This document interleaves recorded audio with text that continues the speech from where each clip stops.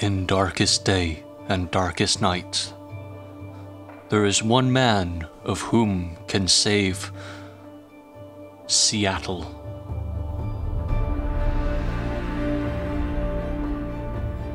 And his name is Daniel Bryan because, well, come on. Fucking look at the man. Really, fucking look at him. He's magical. We don't have Daniel Bryan for today, so this is Delson. He's that exchange student from Canada that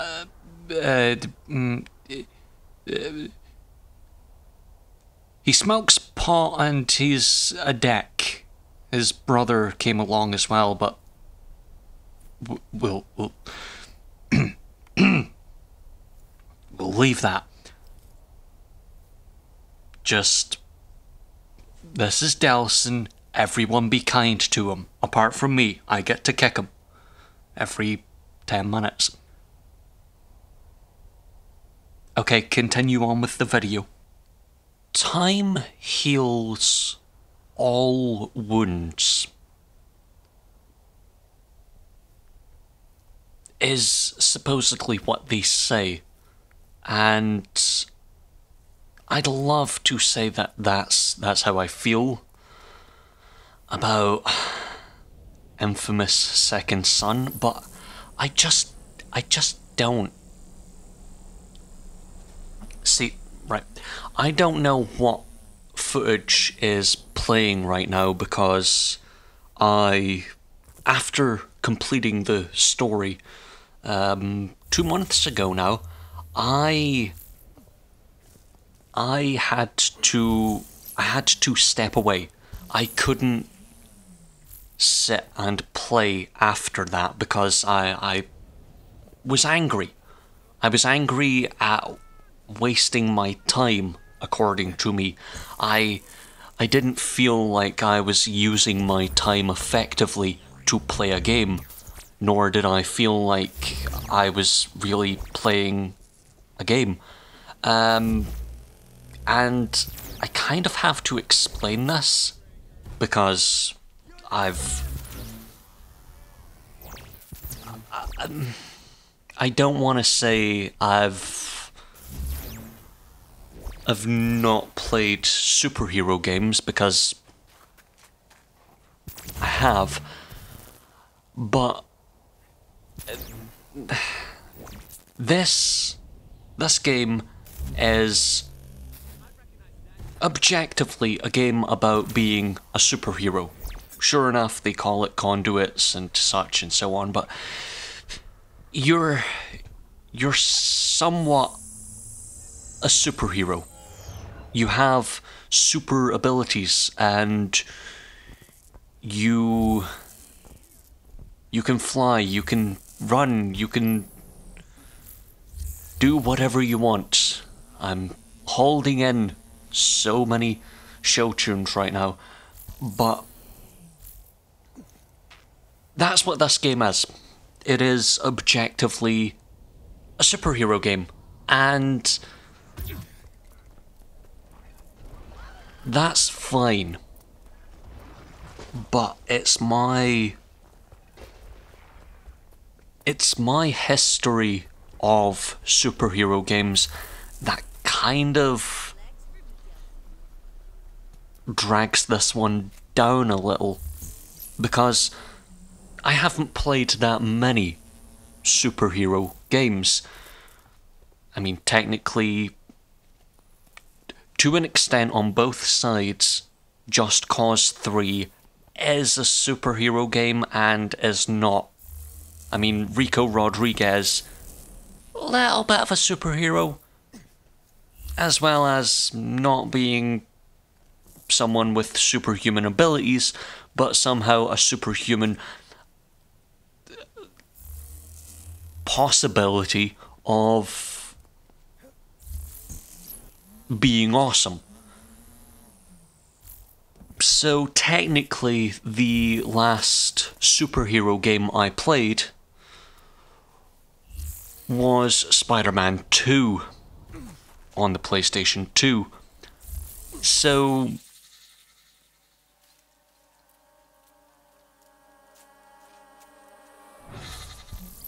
already this game is off to a very, very bad start. Because Spider-Man 2, if you don't know, is the best superhero game ever. It's also the best movie tie-in ever. It's the best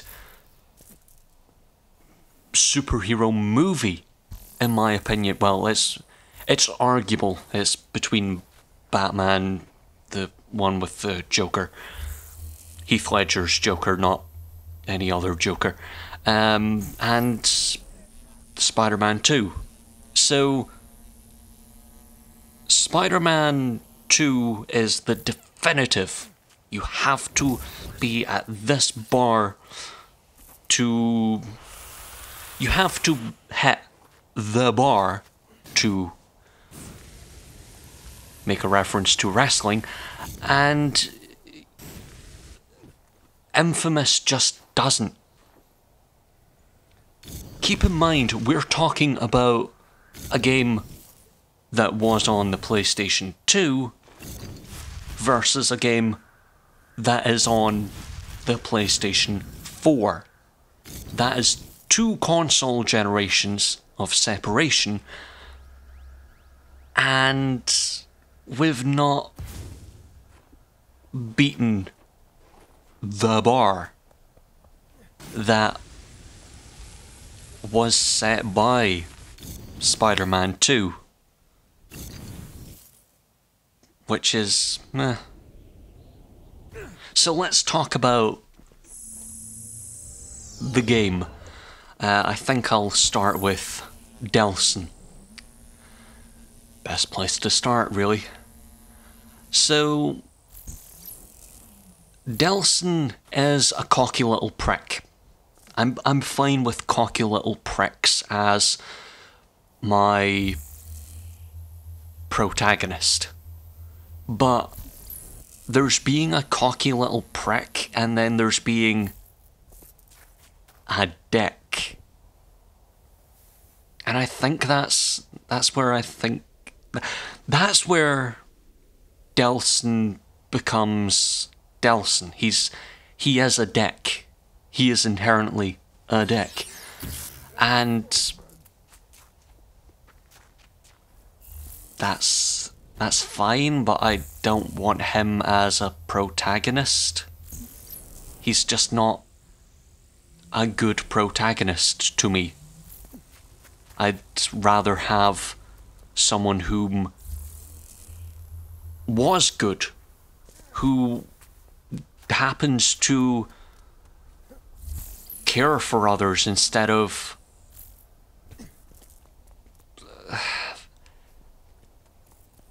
yeah, sure, Delson does care for some others, but he's not particularly enamored with everyone. I mean, Spider-Man, the friendly local hero, whatever that thing is, I can't remember, even though I watched Spider-Man Homecoming the other day. Yeah.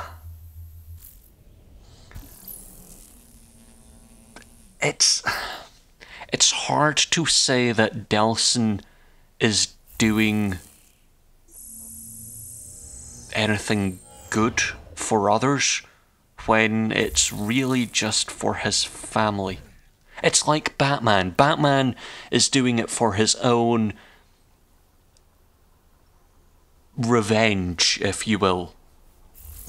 Whereas Spider-Man does it out of, I'm trying to stop the crime. Sure enough, Batman does a bit more of a vigilante thing, whereas Spider-Man a bit more, I'll side with the law. Batman's chased by the law, and Delson is... Delson's in a shitty place as far as whom is looking after him, but he's also in a shitty place as far as character. He doesn't really develop. The writing is fine. The stuff, it's fine, but it's not a different perspective, it's not a different feel, it's just the same. I don't know if this is just my cynical view of it, but I'm kind of done with the whole guy in a spandex suit. Sure enough, Delson isn't in a spandex suit, but he still has that penchant about him. He has that, oh yes, I'm the best. I'm the best ever. Nothing can touch me. When the reason other superheroes, and I'm going to compare him to superheroes, the reason they are good as far as characters happens to be the fact that they aren't invisible, or invincible, as I should say. They have an air of being vulnerable, being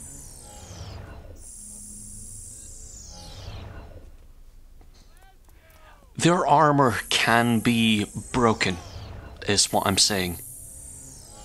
Sure enough, with Marvel, that armor is never broken, but we'll stop talking about superheroes after about 2008, because that's when it became, let's have a superhero movie every year, 2 of them a year since 2012, and then 6 of them a year since 2018, possibly, and then 13 a year by 2030.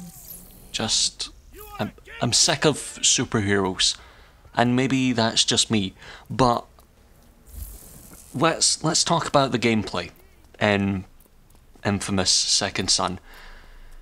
inFamous Second Son is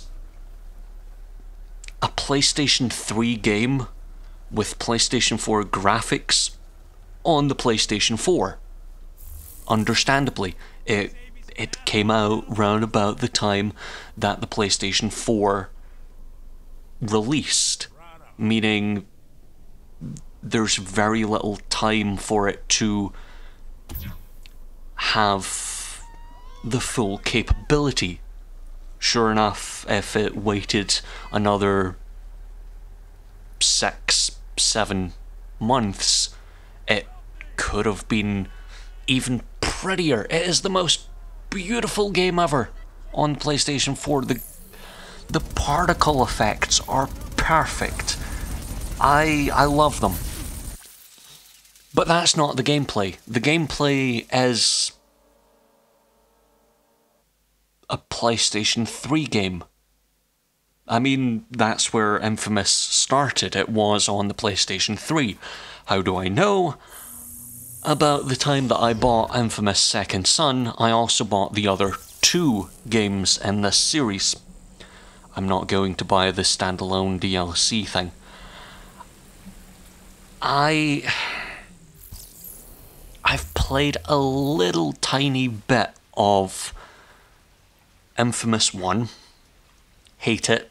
I'm constantly bombarded with enemies and arseholes with guns, and it's busy work. It is busy work in a grey world that doesn't interest me. inFamous 2 is a little bit better. It opens on this really awesome battle, and it's really nice. And then inFamous Second Son, or inFamous 3, is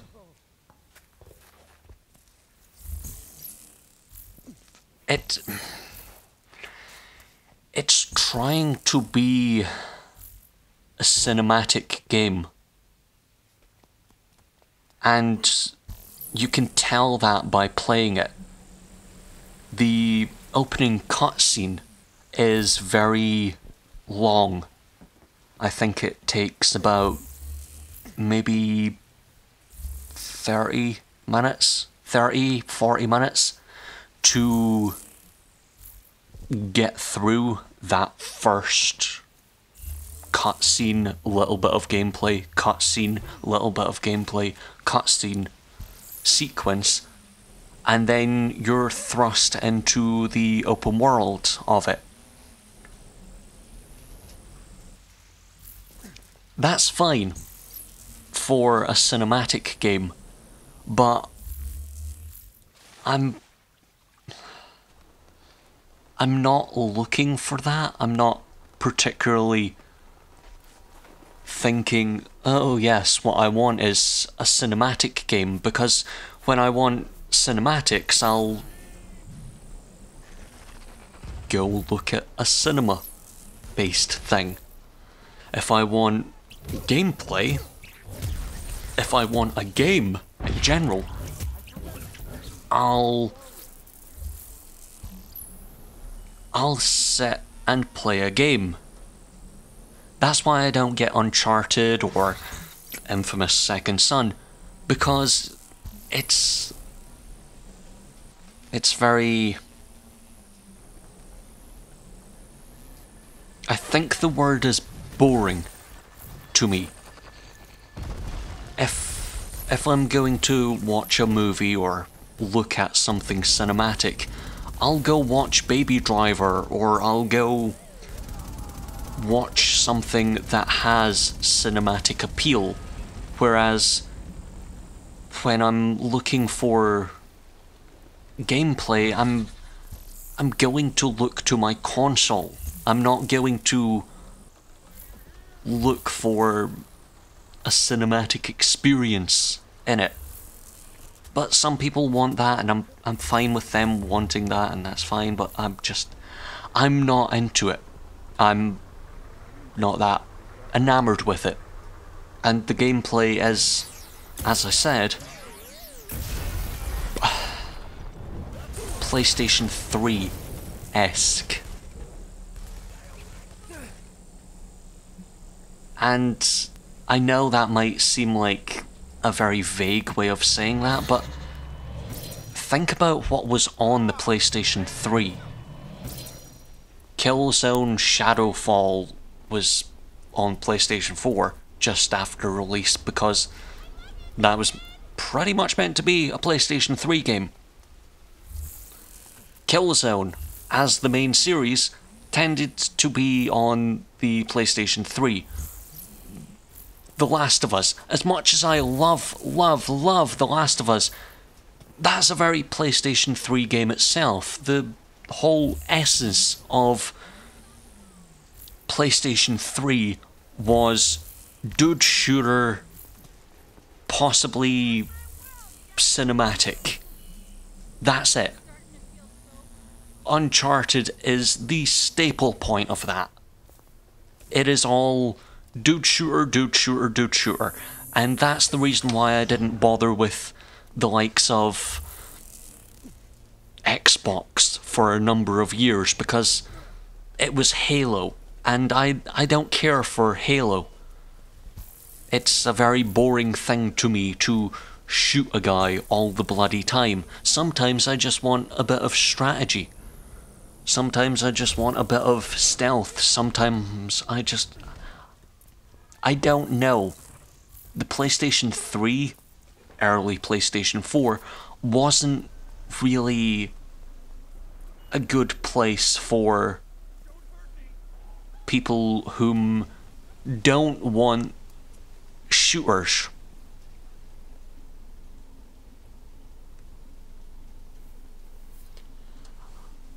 Looking at the games that I have for the PlayStation 4, as you could hear there, me running my finger over the cases, a lot of them happen to be RPGs. I mean, Deus Ex, RPG, Fallout, RPG, Watch Dogs 2, to an extent, RPG, Dishonored, elements of RPG, but it's very linear. The Witcher 3, RPG.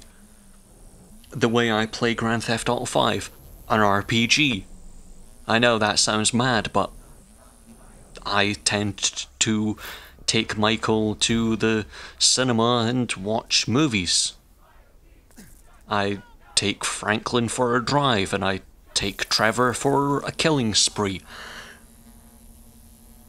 That's most of the games. The rest are Deadpool, a very PlayStation 3-esque game, but it does it with comedy, and I like that.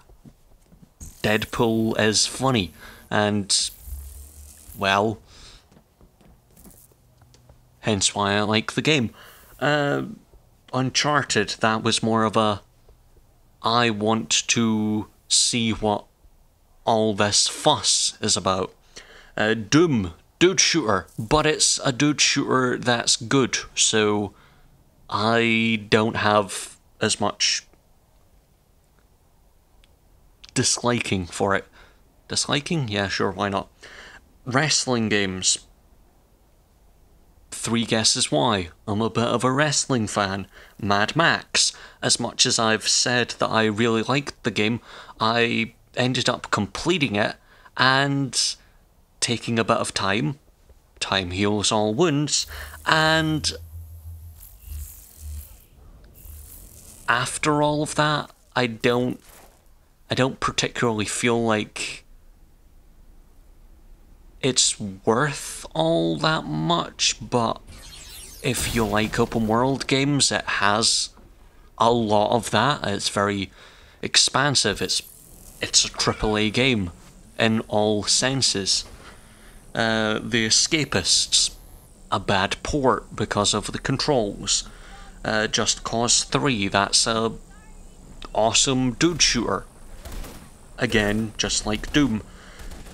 Everything here is essentially an RPG, or a very minuscule part of what is awesome about that genre or whatever. So I don't know what to say.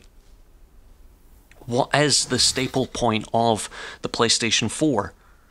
I don't know. I'd love to say that it's the RPG, because I've now gotten into RPGs because of the PlayStation 4, but I somewhat need the PlayStation 4 to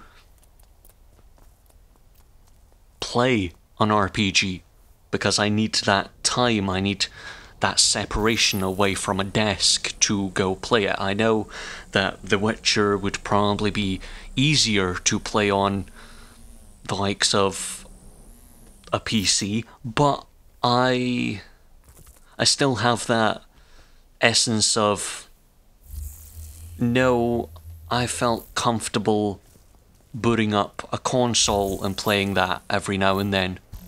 You know? I don't know. Hell, even the wrestling games ended up being RPGs in the end. So, yeah.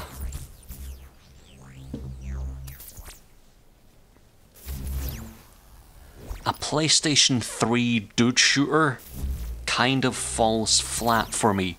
And that's sad to say, because there's only 3 games. Well, technically it's 3 plus 1 plus another 1, which is 5.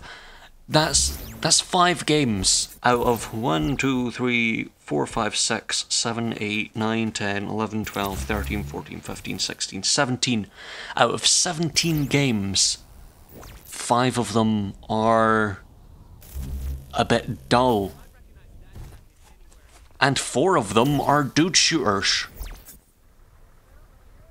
And I know that inFamous isn't really about shooting someone, but the powers are all that. They are fire, concrete, fire, light, fire, fire. I know, but it's all about firing something out of your hand instead of having this one specific ability for this one specific reason or any of that. I mean, the light, well, the neon, if you will, for healing would do nicely. The fire for firing, the concrete for entombing someone in, well, concrete. It all would work better that way, in my opinion, but that's my opinion. That's all this is. It is an opinion. It's all that I can give, because that's what this is for. I'd love to say that I like inFamous Second Son. I genuinely wanted to like inFamous Second Son. I felt bored. The open world was boring. The gameplay, after a while, got very boring. The feeling that I got from the story was bored. I couldn't. It couldn't hold my interest. I'd love to say that it held my interest and I cared for it and it was good, and no, it wasn't. It wasn't a good game to really play. Sure enough, I didn't play it as soon as it came out. I played it years after, and I know what the PlayStation 4 is capable of. Well, inFamous didn't hold up to that rank. I'd love to say that it did, but it just simply didn't. The whole game just felt stale